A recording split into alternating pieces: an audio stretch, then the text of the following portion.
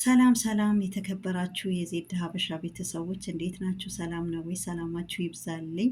ሁላችሁም በቅንነትና በመልካምነት ላይክ፣ ሼር፣ ሰብስክራይብ እያደረጋችሁ ስለምታልፉ ከልብ አመሰግናለሁ። ዳጣ ክፍል 49 ይዤላችሁ መጥቻለሁ። እንግዲህ የሰላም ልጅ ዳጣ ሆና ተገኘች ማለት ነው። ያው ሰላምም እንግዲህ እስከ ዛሬ ድረስ አታቅም፣ ዳጣ የእሷ ልጅ መሆኗ አታቅም ማለት ነው። ዛሬ ግን እንቅልፍ በጣም ነስቶኛል ደረጀ። እኔ ቀጠሮ ቀጠሮ እያልከኝ እስካሁን ድረስ በመጠበቅ ላይ ነበርኩ። አሁን ግን ከመውለጃዬ በፊት ስለ ልጄ የት እንደሆነች እና የት እንዳለች ልጄን ማየት እፈልጋለሁ። በጣም እንቅልፍ ነስቶኛል ደረጀ። እስከ መቼ ነው? አንተ እኮ ጊዜ ሰዓት ያቃጥለህብኛል። እስከ መቼ እንደዚህ ሆኜ ሁሌ ቆይ ጠብቂ ትለኛለህ? እስከ መቼ ልጠብቅ? በማለትም አሁን የት ሆነሽ ነው ይሄ ነገር ምትልኪልኝ? እንደዚህ አይነት ነገር ከአሁን በኋላ እንዳትልኪ በማለትም እንግዲህ አቶ ደረጀ በቁጣ ይናገራታል። አይ እኔ ለአንተ ከጻፍኩልህ በኋላ ማንም አያየውም አጠፋዋለሁ ስትልም ድንገት እሺ ከአንቺ ብታጠፊው እኔ ላይ ቢያዩትስ? አሁን የት ነሽ ያለሽውና ይሄ ምጽፊ በማለትም ሲጠይቃት አሁን ያለው ኪችን ነው፣ ማንም የለሽም የለችም ማንም የለም ብላ እንግዲህ ለአቶ ደረጀ እንግዲህ ነግረዋለች ማለት ነው። እንግዲህ አሁንም ያረገዘችው የአቶ ደረጀ ልጅ ዳጣም የሱ የአቶ ደረጀ ልጅ ሆና ተገኘች። በጣም በጣም ይገርማል ቤተሰብ ማለት ነው። እኔ ማመን ሁላ አቅቶኛል ማለት ነው። እንግዲህ ማትናገር ከሆነ ግን አቶ ደረጀ ያለው ነገር ለልጄ የት እንዳለች እና ቶሎ ብለህ በፍጥነት ማትነግረኝ ከሆነ እንደ በፊት ነገ ከነገ ወዲያ ቆይ በኋላ ብለህ ምትለኝ ከሆነ ቀጠሮ የምታበዛብኝ ከሆነ ከአሁን በኋላ አልታገስህም። ትዕግስት ያልቀዋል። ከመውለዴ በፊት ቀደም ብለህ ልጄ ያለችበት እንድታሳውቀኝ እፈልጋለሁ። በየቀኑ ቀጠሮ ነው የምትሰጠኝ። ስለዚህ እምቢ ካልከኝ ግን ይህ አላደርግም ካልከኝ እኔ ያለው ነገር ሁሉ ለማርታ ለወይዘሮ ማርታ እናገራለሁ ብላ እንግዲህ ሰላም እንቅጭ ለአቶ ደረጀ ተናግራለች። አቶ ደረጀ በጣም ደነገጠ። ምን ሆነሽ ነው ሰላም? ምን ትጠቀሚያለሽ? ቤቱ እኮ እንደዚህ አይነት ነገር ብታደርጊ ራሷን ነው የምታጠፋ ነው ያላት። ራሷ እንግዲህ ባለቤቱን ማለት ነው ራሷ ነው የምታጠፋው። ስለዚህ ቤቱም ይበተናል።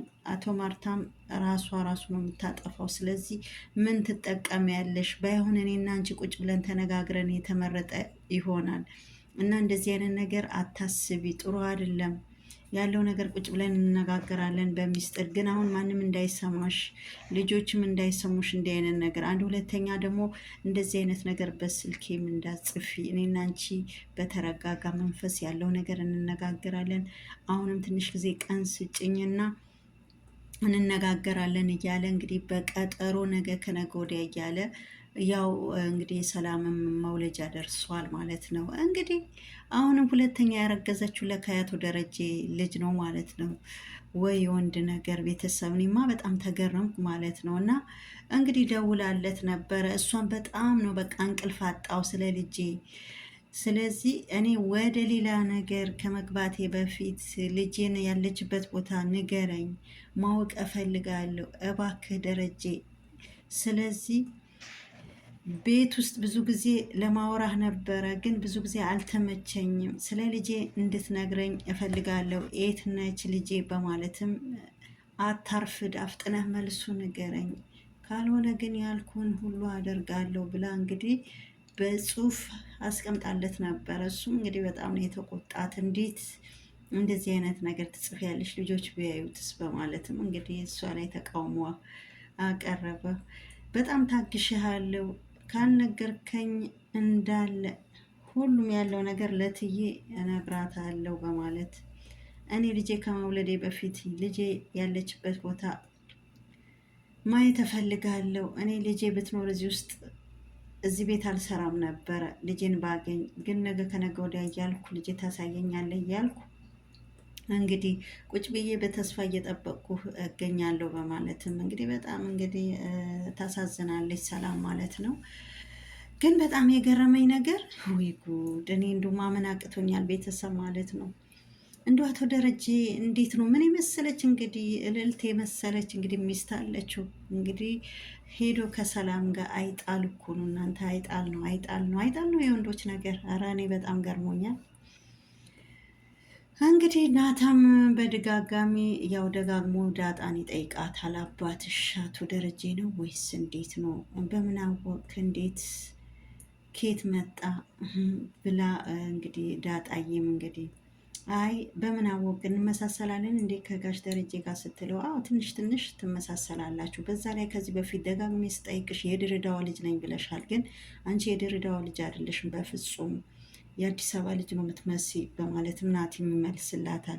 አይ እኔ እኮ የዛ ጊዜ አውቄ ነው እንጂ አውቄ ነው እኮ ያልኩህ እኔ የድሬዳዋ ልጅ ነኝ ስትለውም፣ አይ በፍጹም እንዳትዋሽ እንዳጣ ያለው እውነታ ንገሪኝ። ግን አንቺ የአቶ ደረጀ ደም አለብሽ፣ ያኔ እንትን ትመሳሰያለሽ፣ አንድ አይነት ያው መልካችሁ ትመሳሰላላችሁ ከአቶ ደረጀ ጋር እና አባትሽ ነው አይደለም? ይሄ ግን በግልጽ ንገሪኝ እንዳትዋሽኝ ብሎ ሲጠይቃት እሷ ግን በግልጽ ልትናገር አልቻለችም ማለት ነው። ምን እንዴ ተመሳስላለብህ ነው ወይስ ለምን ግን እንደዛ ልልሽ የቻልኩኝ ግን ከልብሽ አዳምጭኝ በማለት ከምር ለምን እንደዛ እንዳልኩሽ እስቲ ጠይቅኝ እስቲ በማለትም እንግዲህ ዳጣን ይጠይቃታል ማለት ነው። እንዴት ነው ደረጀ የኔ አባት ሊመስል የቻለ? አንተ እኮ ደጋግመህ የደረጀ ልጅ ነሽ እያልከኝ ነው በማለትም እንግዲህ ግን አለ አይደለም ትንሽ ጥርጣሬ ግን አለኝ ዳጣ። ግን እኔ አንቺ ባትደብቂኝ በፍጹም ደስ ይለኛል። ጥርጣሬ አለኝ። በጣም ትመሳሰላላችሁ ከአቶ ደረጀ ጋር። ግን አቶ ደረጀ ወይዘሮ ማርታን ቤት ውስጥ አስቀምጦ ከሌላ ጋር የሚወልድ አይመስለኝም። ከሌላ ሰው ጋር እንዲህ አይነት ነገር የሚያደርግ ሰው አይመስለኝም አባዬ እያለ ይገኛል ማለት ነው። ዳታ ራሱ ናታን ራሱ እንግዲህ ግር ብሎታል ማለት ነው። እንግዲህ ናታን ራሱ ተገርሟል። ያኔ አቶ ደረጀ ሌላ ጋር ሄዶ እንደዚህ አይነት ነገር እንደማያደርግ ስለዚህ በዚህ እተማመናለሁ። እንዴት ወይዘሮን ማርታ ቤት ውስጥ አስቀምጦ እሱ ከሌላ ሰው ጋር እንዲህ አይነትማ አግባብ አይደለም። ግን እኔ በጣም ስለምትመሳሰሉ ከአቶ ደረጀ ጋር ለዛ ነው የጠየቅኩሽ። ብዙ ጊዜ ባለፈም ስጠይቅሽ የድሬዳዋ ልጅ ነኝ ብለሻል፣ ግን በፍጹም እንዳልሆንሽ እኔ ሁሉም ነገር አጣርቼ ደርሼበታለሁ።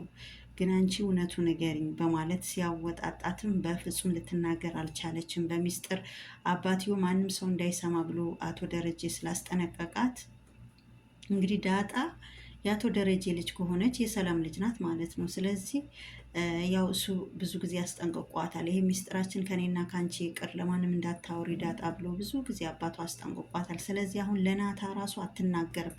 ናታ በጣም ብዙ ጊዜ ይጠይቃታል። ግን አንቺ ለምንድነው ማትነግሪኝ? ግልጽ አላረግሽልኝም ሲላትም አይ እንዲህ አይነት ነገር ምን ነው እንደው ከኤቢ ጋር ከአቤጌልሽ ጋር ልታወዳድረ ነው እድሜያችን ምናምን ብላ ሁላ ነው ያለፈችው ማለት ነው። እና ግልጽ አላረገችለትም፣ ለመናገር አልፈለገችም። ስለዚህ ለምንድን ነው ግን አንተ ጥርጣሬ ያደረብህ እንደዚህ ደጋግመህ የምትጠይቀኝ ብላ ሁላ ጠይቀዋለች። እና ስለዚህ እንዳትዋሺ፣ እኔ ግን በደንብ ተረድቼሻለሁ። ስለዚህ አባቴ ነው የምትይው ሰውየው አንድ ቀን ደውሎ እንኳን ዳጣ እንዴት ነሽ፣ የት ደረስሽ፣ እንዴት ሆንሽ ብሎ እንኳን ሲጠይቅ ሰምቼ አላቅም ይላል ናታን። ስለዚህ የት ነው አባትሽ? ማን ነው? ይሄ መታወቅ አለበት በሂደት። ግን አባትሽ ደረጀ ያለመሆኑ ከሆነ ደረጀ መሆኑ ከሆነ እኔን አትደብቂኝ፣ በግልጽ ንገሪኝ በማለትም እንግዲህ እኔ እንጃ አንቺ ራሱ አባትሽ ራሱ ስለ አባትሽ ራሱ አንስተሽ አታውቂም፣ አንቺም አትፈልጊውም እሱም አይፈልግሽም በማለት በወሬ እንኳን መካከል ስለ አባትሽ አታነሽም። ስለዚህ ለምንድን ነው እንደዚህ የሚሆን ብሎ እንግዲህ ጠይቋታል ማለት ነው። ይኸውልህ ናቲ ያለችው አንድ ጊዜ ድሬዳዋ እያለሁ ብላ ስታወራ አይ እየዋሸሽኝ ነው፣ አሁንም ድጋሚ እየዋሸሽኝ ነው፣ ስለዚህ ይሄ ነገር እኔ አልሰማሽም በማለትም እንግዲህ ነገሩ ሁላ ዘጋባት ማለት ነው። እሷም ለመናገር በፍጹም አልፈለገችም። እሱም እንደዚህ ስለጠየቃት ከፋት ማለት ነው እና ግልጽ ልታረግለት አልቻለችም። እሱም በቃ ከዛ በኋላ ተዋት ማለት ነው። እና ቤተሰብ እንግዲህ ናታን ራሱ እንግዲህ አቶ ደረጀ እንዲህ አይነት ነገር አያደርግም። በማርታ ላይ እንዴት ሚስቱን ቤት አስቀምጠው ከሌላ ሴት ጋር ያደርጋል እንዲህ አይነት ነገር እንግዲህ ናታ ራሱ ተገርሟል። እንግዲህ አቶ ደረጀ ደውሎ ሰላም ላይ እንደዚህ አይነት ነገር እንዳጽፊ ጥሩ አይደለም። ለምንድን ነው ስልክሽ እንኳን ልጆች አንስተው ቢያዩት እንዲህ አይነት ነገር? አይ ችግር የለውም ልክ እንደላኩት ደግሞ አጥፍቼዋለሁ በማለትም በእኔ ስልክ ላይ እንኳን ቢያዩት ውርደት ነበረ። አንተ ግን ስለ ራስህ ይናክል ትጠነቀቃለህ። እኔ ግን ለአመታት ለወራት እዚህ በጣም በብዙ ጭንቀትና መከራ አልፌዋለሁ። አቶ ደረጀ ለምንድን ነው እኔን ማትረዳኝ? እስከ መቼ ነው እኔ ስለ ልጄ ያለችበት ነገር ሳላጣራ መቀመጤ? እኔ እንቅልፍ አጥቻለሁ። ስለዚህ ከመውለጃ ቀደም ብሎ ልጄ እንዴት እንደሆነ ስለ ልጄ ማወቅ እፈልጋለሁ በማለት ስለዚህ አንተ እኮ የምታስብ ስለ ራስህ ብቻ ነው የኔ ልጅሽ። እሺ የኔ ልጅስ ትላለች። እሺ ሰላም፣ እረተይ እረተይ በፈጠረሽ አሁን ማንም እንዳይሰማሽ በማለትም እንግዲህ አንተ ለራስህ ለክብርህ ለስምህ ትጨነቃለህ። የኔ ልጅስ የት እንደደረሰች ማን ይወቅልኝ? ማንስ ያፋልገኝ? እኔ በቀጠሮ እኮ ጊዜና ሰዓት የጨረስክብኝ ትላለች ሰላም። እንግዲህ በጣም ያሳዝናል ማለት ነው። ኤቢ ደግሞ የለችም። እትዬና ውሃም ተኝተዋል። እኔ ብቻ ነኝ ያለሁት ቤት ውስጥ በማለትም እንግዲህ ይኸውልሽ ሰላም ትንሽ ጊዜ ታገሽኝ ብዬ እኮ ብዙ ጊዜ አስጠንቅቄሻለሁ። ለምንድን ነው ትዕግስት ማታረጊ? በማለትም እንግዲህ ጋሼ እኮ አንተ አልተረዳኸኝም። እኔ ልጄ ከመውለዴ በፊት የመጀመሪያ ልጄ ማወቅና መፈለግ ማየት እፈልጋለሁ። እኔ እንቅልፍ ነስቶኛል። ለምንድን ነው እኔን ማትረዳኝ? በማለትም እንግዲህ እባክሽ ትንሽ ጊዜ ያስፈልገኛል፣ ተረጅኝ። ምን ችግር አለው ብትተባበረኝ? አንቺ አንድ ልጅሽ ለማግኘት ብለሽ ይሄ ሁላ ቤተሰብ ይበተን ወይስ ምን እያሰብሽ ነው? ቤቱ ብትንትኑ ቢወጣ ባለቤቴም ራሱን ብታጠፋ እንጂ ምን ትጠቀሚያለሽ? ይሄ ነገር ከሰማች ወይዘሮ ማርታ ከሰማች ልጆቹ ሁላ ሳይቀር በትናብኝ ነው እኔን ጥላ ምትሄድ። እሷም ጥሩ ነገር ላይ አላገኛትም።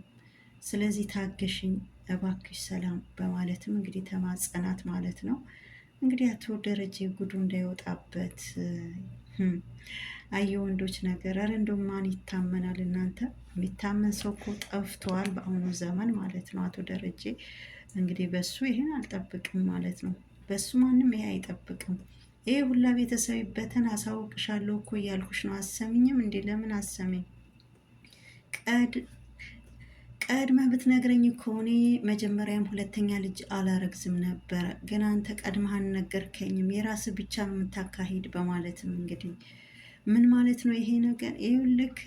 ይኸውልህ ጋሼ ችግር በተፈጠረ ቁጥር ሌላ ችግር እየጨመረ ነው የሚሄድ፣ ነገሩ እየሰፋ ነው የሚሄድ። ስለዚህ አንተ በጊዜው መረዳት አለብህ ሁሉም ነገር። ስለዚህ ስለ ልጄ ንገረኝ ብዬ ባልኩ ሰዓት ብትነግረኝ ይሁላ አይመጣም ነበረ በማለት እኔ ከአሁን በኋላ የምሰጥህ ትንሽ ጊዜ ነው። ቶሎ ብለህ ስለ ልጄ አሳውቀኝ። ይሄ ነገርም እንግዲህ ቤተሰብ ከተናገርኩ እንዳልከው ቤቱ ይበጠበጣል፣ አንተም ህይወት ጥሩ አይደለም በማለትም እንግዲህ ከባድ ማስጠንቀቂያ ሰጥተዋለች ሰላም። በመጨረሻ እንግዲህ ዳጣዬ የሰላም ልጅ መሆኗ ታወቀ።